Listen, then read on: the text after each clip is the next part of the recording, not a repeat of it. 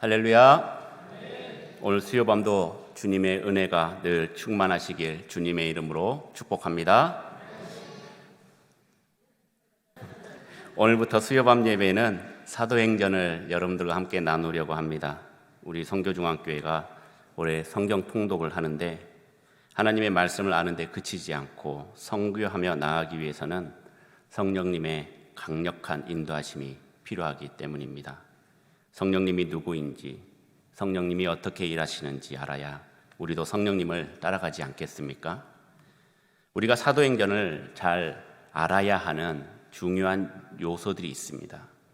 예수님의 승천 이후에 제자들이 변화된 모습, 그리고 성령님이 오신 그 사건, 예루살렘에서 로마까지의 복음의 확장, 이방인들이 하나님의 백성이 된 그런 계기들, 복음서에 등장하지 않는 바울이 어떻게 사도 바울이 되었는지, 바울의 서신에 언급된 교회의 탄생 배경, 이런 것들에 대해서 아주 자세하게 기록이 되어 있기 때문입니다. 사도행전은 크게 세 부분으로 나눌 수 있습니다. 1장부터 7장까지는 예루살렘 교회의 설립과 성장 과정을 보여주고 있고, 주로 베드로가 복음을 전파하는 데 사역이 주로 쓰여져 있습니다. 8장부터 12장까지는 복음이 온 유대와 사마리아를 넘어 그 팔레스타인과 수리아 안디옥까지 확장되어가는 과정을 보여주고 있습니다. 그리고 13장부터 28장까지는 수리아의 안디옥 교회의 성교지로 하여서 복음이 땅끝으로 확장해 나가는 그런 과정을 보여주고 있습니다. 특히 8장부터 28장까지는 이방인의 사도인 사도 바울이 복음을 전하는 주역으로 등장을 합니다. 13장부터 21장까지는 바울의 전도 여행이 기록되어 있고, 21장 이후로는 바울이 잡힌 것과 로마에까지의 여행을 중심으로 기록이 되어 있습니다. 사도행전은 그 책의 이름과 같이 사도들의 행적을 적은 책입니다. 사복음서가 예수 그리스도의 행적, 예수 그리스도의 이야기라면 사도행전은 예수님의 제자들, 즉 사도들의 행적, 이야기가 담긴 책인 것입니다. 사도라는 말은 마태복음 10장 2절에 처음 사용되었습니다. 1절 말씀인 예수께서 그의 12제자를 부르사 더러운 귀신을 쫓아내며 모든 병과 모든 약한 것을 고치는 권능을 주시니라 라고 말씀하면서 2절 말씀에 이어 12사도의 이름은 이러하니 라면서 사도들의 이름이 쭉 배열이 됩니다. 더러운 귀신을 쫓아내고 모든 병과 모든 약한 것을 고치시는 그 권능을 받아서 예수님의 사역을 이어가는 그 제자들, 사도들은 예수님께서 세우시고 마지막 지상 명령을 전달하고 하늘로 올라가신 것입니다. 사도행전은 예수 그리스도의 지상 사역을 다룬 사복음서에 의해서 사도들의 사역을 자연스럽게 연결을 시키며 바울까지 이어지게 하는 다리의 역할을 잘 감당하고 있습니다. 오늘부터 시작하는 사도행전 말씀을 통해서 교회와 우리에게 부어주실 성령님의 인도하심을 함께 나누는 귀하고 복된 시간이 되길 축원합니다. 먼저 우리 1절과 2절 말씀을 우리 함께 봉독하겠습니다. 데오빌로여, 내가 먼저 쓴 글에는 무릇 예수께서 행하시며 가르치시기를 시작하심부터 그가 택하신 사도들에게 성령으로 명하시고 승천하신 날까지의 일을 기억하였노라. 아멘. 사도행전은 누가 썼을까요? 네, 맞습니다. 여러분들이 잘 아시는 대로 사도행전은 누가가 썼습니다. 누가는 누가복음도 기록을 했습니다. 그는 의사였고 또한 역사가였습니다. 오늘 본문에서도 내가 먼저 쓴 글에는 이라고 쓰여 있는데 이 글이 바로 누가복음을 말하고 있는 것이죠. 누가복음이 누가에 의해서 쓰여졌다는 것을 뒷받침할 수 있는 그런 사실들이 있습니다. 누가복음에서도 데오빌로라는 사람이 등장을 합니다. 같은 수신자에게 쓴 것을 보면 먼저 쓴 글이 바로 누가복음이라는 것을 알 수가 있습니다. 그리고 신약에 사용된 단어들 가운데 두 책에만 누가복음하고 사도행전에만 기록된 단어가 57개나 된다는 것, 그리고 문체와 어휘에 있어서 두 책이 유사한 점이 많은 점, 당연히 한 저자가 썼기 때문에 내용이 비슷하겠죠. 지리적인 연속성, 누가복음은 나사렛에서 시작해서 갈릴리, 유대를 거쳐 예루살렘에서 끝이 나지만 사도행전은 누가복음에 이어서 예루살렘부터 시작해서 유대와 사마리아를 거쳐 소아시아의 주요 지역들을 거친 후에 로마에서 끝이 난다는 것입니다. 예수님의 낮아지심으로 시작되어서 순환과 부활 승천으로 끝을 맺은 누가복음은 무엇이 복음인가에 대해서 다루었다면, 예수님의 높아지심으로 시작되어서 성교 명령에 따라 복음 전파되는 과정을 다룬 사도행전은 어떻게 복음이 온 세계로 뻗어갔는가를 다루고 있습니다. 이런 매우 유사한 점, 그리고 연속성, 이런 것들을 본다면 누가복음의 후편이 바로 사도행전인 것이고, 사도행전은 누가가 썼다라는 것을 알 수가 있는 것입니다. 그렇다면 누가복음과 사도행전의 수신자 데오빌로는 과연 누구이길래 누가는 예수님과 사도들의 행적에 대해서 이토록 길게 편지를 썼을까요? 많은 학자들의 연구와 주장들이 있습니다. 그 중에 몇 가지를 말씀드리면, 첫 번째로는 각하라는 단어를 쓴 것이 당시 로마의 고위 관리자들에게만 사용됐기 때문에 총독 이상의 지위에 있는 그 식민지에 파송된 최고의 통치자 벨릭스나 베스도라는 주장이 있습니다. 그리고 두 번째 주장으로는 그리스와 마게도니아를 합한 그 헬라 지역의 지방의 총독이었던 로마의 고관이라는 주장이 있고, 또 세 번째로 도미티안 황제의 조카 클레멘스로 보는 그런 주장도 있습니다. 어떤 것이 맞고 어떤 것이 틀린지는 우리가 알 수가 없습니다.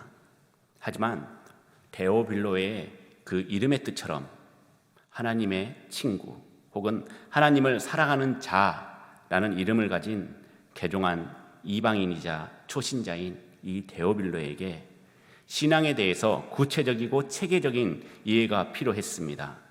그래서 루가는 예수 그리스도부터 시작돼서 성령님의 오심과 행하심을 데오빌로에게 자세히 이야기식으로 풀어서 전달을 했던 것입니다. 단순히 데오빌로가 있는 그 로마뿐 아니라 그것은 로마를 넘어서 온 세계에 퍼치는 복음의 역사를 이 두 책으로 체험하길 원했던 것입니다. 누가복음은 오늘의 본문의 말씀처럼 예수님의 가르치심부터 시작해서 부활 후의 승천까지를 기록을 했습니다. 그리고 이 글을 누가복음을 본 데오빌로와 이방인들 또는 그리스도인들은 이 이후의 이야기가 매우 궁금했을 것입니다. 예수님의 승천으로 역사가 끝난 것이 아니라 새로운 성령의 역사가 시작된다라는 글을 보았을 때 그들은 심장이 두근거렸을 것이고 마음이 설렜을 것입니다. 이 궁금증을 해결한 책이 바로 사도행전인 것입니다. 유대의 작은 동네에서 제자들에게 의해 시작된 그 복음이 어떻게 당시 세계의 최대 도시 그리고 가장 전성기였던 그 로마에까지 전달이 되었을까요? 그 과정 속에서 성령님의 역사심은 어떻게 이루어졌을까요? 그리고 어떻게 그런 핍박과 박해 가운데서 교회가 세워졌을까요? 이런 것들을 우리에게 전달하기 위해서 누가는 사도행전을 기록했던 것입니다. 사랑하는 성도 여러분, 이방인 데오빌로는 예수 그리스도의 복음의 사역을 접했고 또 말씀에 목마름과 갈급함이 생겼습니다. 그래서 예수 그리스도의 자녀가 된 이후로부터 계속해서 말씀을 찾고자 갈망했습니다. 우리도 주님의 복음 사역을 접할 때 지금의 나로 만족하는 것이 아니라 늘 말씀의 갈급함을 가지고 말씀을 찾으시길 바랍니다. 이방인도 말씀을 접하고 변화받았습니다. 그런데 우리의 하나님의 자녀라고 확정된 우리가 말씀을 접할 때 우리도 가슴이 뜨거워져야 되지 않겠습니까? 심장이 두근거리고 설레야 되지 않겠습니까? 말씀을 읽는 것, 말씀을 아는 것이 단순한 지식을 쌓기 위한 것이 아니라 내 마음의 힐링을 위한 것이 아니라 이 세상의 가치관을 사모하는 것이 아니라 이 시대의 데오빌로인 우리에게 주신 그 말씀, 진리의 말씀을 받아서 주님의 자녀로서 영광스럽게 사시는 주의 백성들이 되길 주님의 이름으로 축원합니다. 우리 계속해서 5절 말씀을 우리 함께 봉독하겠습니다. 요한은 물로 세례를 베풀었으나 너희는 몇 날이 못되어 성령으로 세례를 받으리라 하셨느니라. 아멘. 이 말씀은 예수님이 먼저 얘기한 것이 아니라 세례 요한이 먼저 전했던 말씀입니다. 누가복음 3장 16절 말씀에 요한이 모든 사람에게 대답하여 가로되 나는 물로 너희에게 세례를 주거니와 나보다 능력이 많으신 이가 오시나니 나는 그 신들매를 풀기도 감당치 못하겠노라. 그는 성령과 불로 너희에게 세례를 주실 것이요 라고 말씀하고 있습니다. 세례 요한이 누구입니까? 구약과 신약의 다리 역할을 한 선지자였습니다. 그는 광야에 외치는 소리였습니다. 율법이 지배하던 시대가 끝나고 새로운 복음의 시대가 도래됨을 알림으로써 주님의 길을 미리 평탄하게 만들었던 자였습니다. 그는 예수님이 우리가 기다리던 메시아를 증거했고 사람들의 죄를 지적하는 선지자로서 회개를 촉구하고 물세례를 베풀다가 끝내 헤롯에 의해 순교를 당한 자였습니다. 예수님은 그러한 요한의 세례를 말씀하시면서 제자들에게 복음의 증인으로서의 권능을 받을 수 있는 성령 세례를 주겠다고 약속을 하십니다. 그렇다면 성령의 세례는 무엇일까요? 사도행전 2장 1절에서 4절을 보면 이들이 받은 성령의 모습이 나타납니다. 급격하고 강한 바람 같은 소리가 있고 불의 혀같이 갈라지는 성령의 충만함이 각 사람에게 임하여 있더라라는 것입니다. 그리고 그 충만함을 받고 성령님이 이끄시는 대로 다른 언어, 즉 방언으로 말하기를 시작했던 것입니다. 헛소리라고 생각했던 그 다른 이방인들의 사람들이 각기 자기들의 지역의 언어를 하는 것 보고 놀란 사람들도 있었고 또 저자들이 술 취했다라고 얘기한 사람들도 있었습니다. 그들은 하지만 변화받았습니다. 성령을 받고 제자들은 예수님께서 주신 그 성령 예수님의 증인된 삶을 살게 되었던 것입니다. 여러분들도 성령 세례를 받으시길 바랍니다. 성령 세례를 받아야 성도로서의 올바른 삶을 살 수가 있는 것입니다. 누가 주십니까? 주님께서 주겠다고 약속하셨습니다. 너희는 몇 날이 못되어 성령으로 세례를 받으리라. 아멘. 예수님의 승천으로 말미암아 주어진 하나님의 약속, 그것은 바로 성령님을 보내주겠다라는 약속이었습니다. 제자들에게 성령이 임하는 목적이 무엇이었습니까? 바로 증인의 삶을 살라고 성령을 주신 것입니다. 성령은 우리로 하여금 증인의 삶을 살게 합니다. 성령은 우리로 하여금 예수 그리스도는 하나님의 아들이라고 증거하게 합니다. 성령은 우리로 하여금 예수를 믿으면 구원을 받는다라고 우리의 입술로 증거하게 하는 것입니다. 사도들을 비롯한 120명의 성도들은 하나님의 약속을 붙잡고 기도하기 위해 예루살렘에 있는 마가의 다락방에 모였습니다. 그들은 계속해서 기도했습니다. 기도에 전혀 힘썼습니다. 다른 것 생각하지 않았습니다. 오직 성령의 임재하심을 체험하기 위해서, 성령을 받기 위해서, 곧 성령이 오겠다라는 주님의 약속을 믿었기 때문에 그들은 기도했던 것입니다. 저들은 예수님의 공생의 기간에 함께 먹고 자고 함께 복음을 전한 자들이었습니다. 저들은 예수 그리스도의 부활을 목격한 자들이었습니다. 저들은 예수님의 승천의 신비한 광경을 육안으로 직접 본 자들이었습니다. 그리고 그들은 예수님이 다시 돌아오겠다라는 약속을 받았습니다. 하나님의 약속은, 예수 그리스도의 약속은, 성령님의 역사는 실수가 없으십니다. 보내주시겠다고 약속하셨으니 반드시 보낼 줄을 믿고 그들이 기도했다라는 것입니다. 그렇다면 이 시대에 우리에게 주어진 그 하나님의 약속, 그것은 무엇일까요? 그것은 바로 하나님의 말씀, 성경의 말씀입니다. 모든 지혜의 결정체이며 우리의 삶의 해답이 되고 가장 중요한 구원에 이르는 길을 알려주는 길잡이 역할을 하는 것이 바로 말씀이라는 것입니다. 성경 속에는 수많은 하나님의 약속들이 기록되어 있습니다. 우리의 인생을 평탄케 하고 우리를 부유하게 하는 그 하나님의 약속들이 들어 있습니다. 성경이 하나님의 말씀이고 나를 변화시키고 나를 축복하시는 하나님의 말씀으로 믿어야 합니다. 그리고 하나님의 약속은 반드시 성취되고야 만다라는 그 믿음을 가지시길 바랍니다. 너희는 몇 날 못되어 성령으로 세례를 받으리라. 여러분들이 몇 날 못되어 성령으로 세례를 받기를 원합니다. 이미 받으셨을지도 모릅니다. 하지만 우리의 마음과 우리의 믿음을 다시 한번 돌이켜서 생각해 보시기 바랍니다. 내가 성령 세례를 받았는데 지금의 내 모습은 어떠한지, 그에 맞게 삶을 살고 있는지, 그 믿음이 다락방에서 모인 저들에게 임하여 하나님의 약속을 열흘 만에 이루어졌습니다. 바로 이루어졌다라는 것입니다. 몇 날 못되어 하나님의 약속이, 예수 그리스도의 약속이 성취된 것입니다. 마지막으로 우리 8절 말씀을 함께 봉독하겠습니다.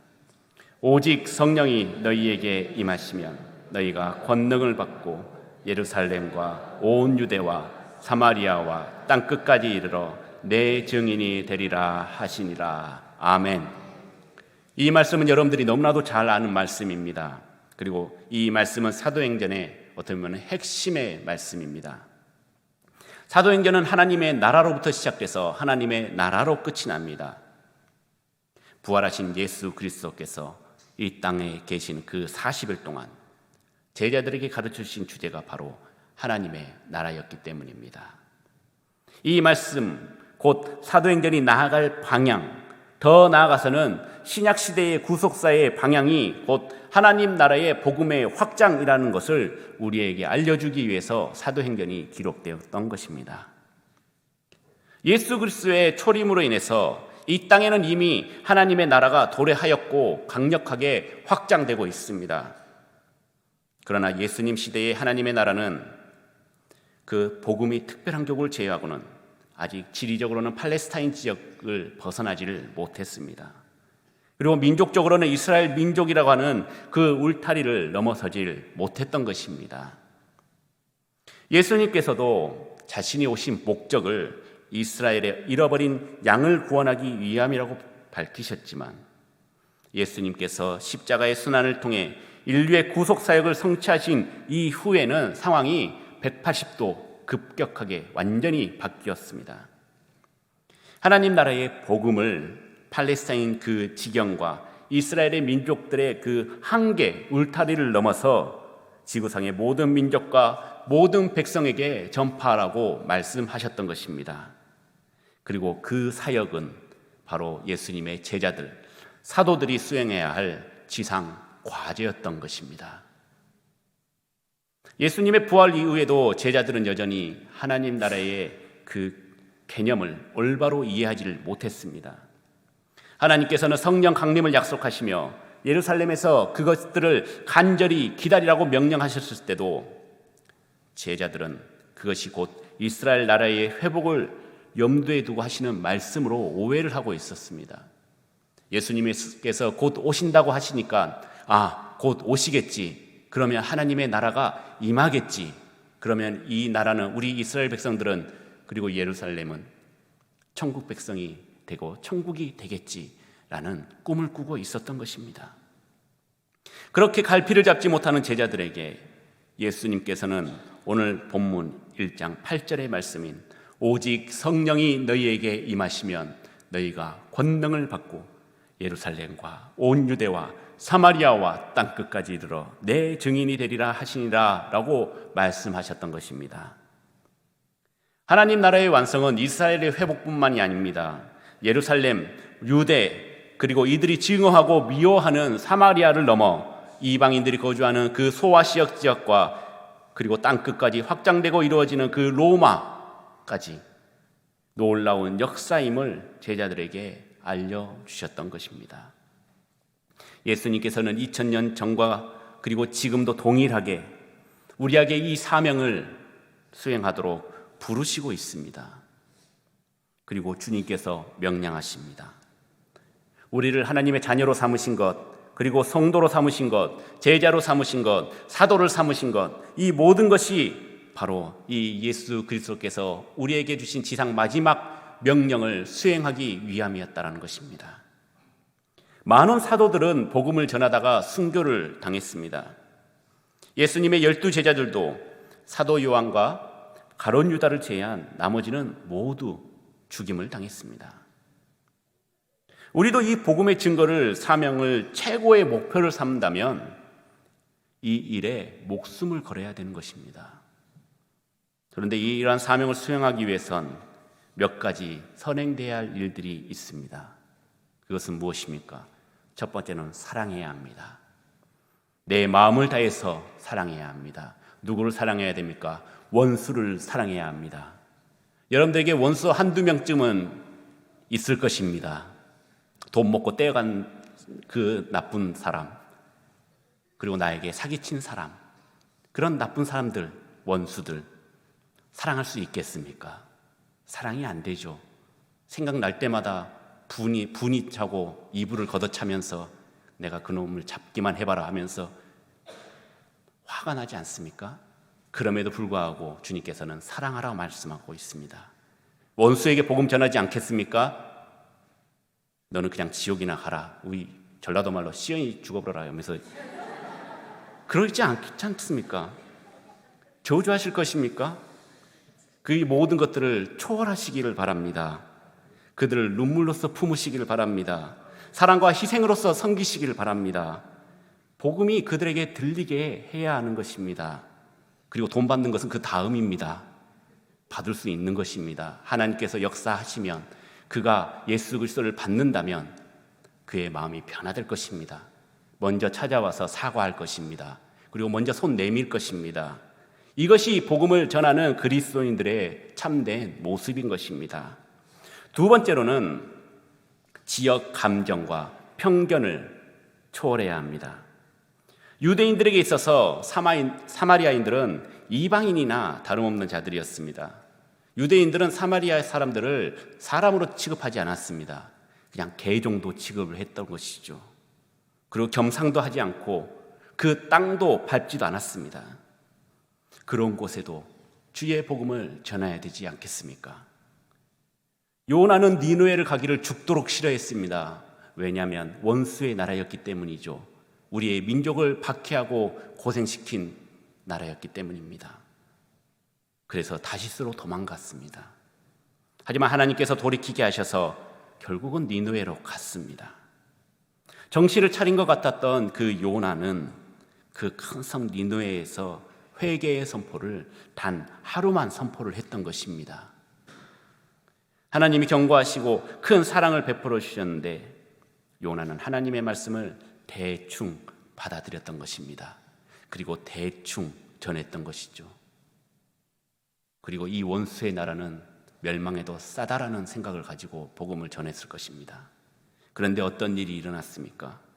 사람뿐만 아니라 짐승들까지 회개하는 역사가 일어나지 않았습니까? 이러한 역사가 우리 가운데도 임할 줄 믿습니다. 여러분들의 각각의 개인에게도 주의 복음을 전했을 때 회개의 역사가 불일들 일어날 줄 믿습니다.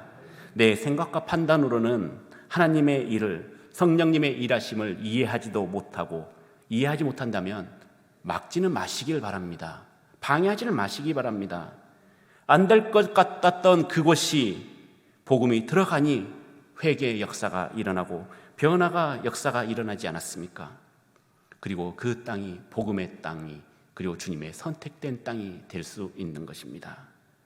그 이유가 무엇입니까? 그 모든 일이 내가 하는 것이 아니라 하나님께서 하시는 일이기 때문입니다. 하나님께서는 절대 실수하지 않으십니다.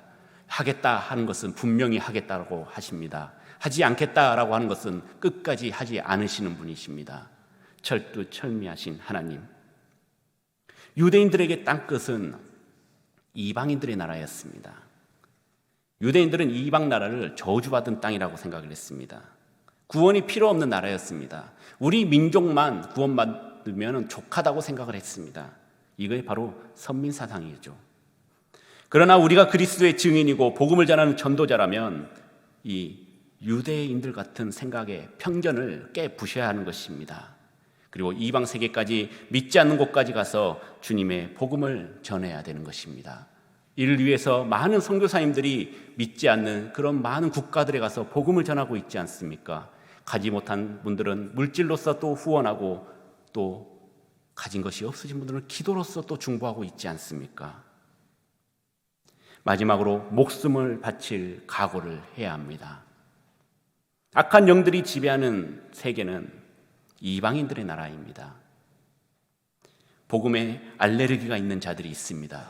주님의 복음을 받기만 하면 몸에 막 두들거기가 나고 막 듣기가 싫어서 귀를 막는 분들이 계십니다. 그런 자들, 예수 그리스도를 혐오하는 자들이 득실거리는 그곳에 우리는 고통과 고난을 각오하고 그곳에 복음을 전하러 가야 하는 것입니다. 죽음 앞에도 담대히 복음을 전할 수 있는 용기가 필요한 것입니다.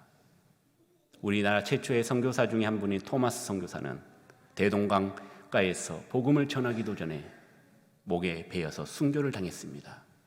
그 목베임을 당할 때 성경책을 그 사람에게 주고 그 사람이 그 말씀을 보면서 회개한 역사가 일어났던 것입니다.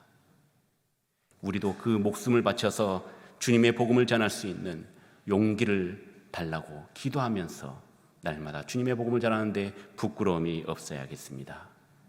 이것이 우리의 힘으로 되겠습니까? 우리의 생각으로는 절대 이것이 우리의 힘으로는 되지 않습니다. 하지만 오직 성령의 권능을 받으면 이 모든 것들이 가능하게 되는 것입니다. 성령으로 거듭나고 성령의 권능으로 무장을 하고 성령의 역사심으로 의식이 바뀐다면 우리는 예수 그리스도의 참 증인으로서 주님의 사도로서 우리에게 주신 이 명령을 충실히 행할 수가 있게 되는 것입니다. 사랑하는 성도 여러분, 주님께서는 이 지상에 마지막 선교 명령을 주신 후에 제자들이 보는 가운데서 하늘로 올라가셨습니다. 그리고 넋을 잃고 하늘만 바라보고 있는 갈릴리의 제자들을 향해서 천사들이 중요한 말을 합니다. 너희 가운데서 하늘로 올려지신 이 예수는 하늘로 가심을 그대로 본 그대로 오시리라. 아멘. 우리도 하늘로 올라가심을 본 그대로 오실 예수 그리스도를 지금도 기대하고 고대하고 있습니다. 이것을 우리는 그냥 기다리는 것이 아니라 언젠간 오겠지 하면서 내일 할 일 다 하면서 기다리는 것이 아니라, 그 기다리는 것조차도 잊고 사는 것이 아니라 이 땅에 우리 선교중앙교회를 세워주시고 이것을 전초 기지로 삼아서 이 국동과 여수와 이 전라도와 대한민국과 온 세계와 열방을 위해서 복음을 전하는 중요한 역할을 우리는 부여받았던 것입니다. 우리 함께 해보시길 바랍니다. 나 혼자서는 힘들지만 우리 선교중앙교회 모든 성도님들이 하나로 뭉친다면 이것은 불가능한 일이 아닙니다. 늘 기도에 힘쓰고 성령 세례를 받아서 늘 성령을 받기를 원하면 성령의 충만함으로 살기를 원한다면 하나님께서는 분명한 약속을 우리에게 주시는 것입니다. 우리는 힘도 없고 능력도 없고 돈도 없고 백도 없고 아무것도 없습니다. 하지만 우리 주 하나님께서 힘 주시고 성령님께서 때마다 도우실 것입니다. 우리 교회도 초대교회처럼 사도행전 속의 그 일들이 기적이 아닌 일상적으로 매일매일 상식이 되면서 일어날 줄 믿습니다. 이 일을 위해서 우리 선교중앙교회가 날마다 성령님을 의지하며 말씀과 기도로 단단하게 나아가길 원합니다. 악한 사탄이 우리의 마음을 갉아먹지 못하도록 뜨거운 성령의 불로 세례를 받고 하나님의 자녀로서 영적 무장하시는 믿음의 성도님들이 되시길 주님의 이름으로 축원합니다.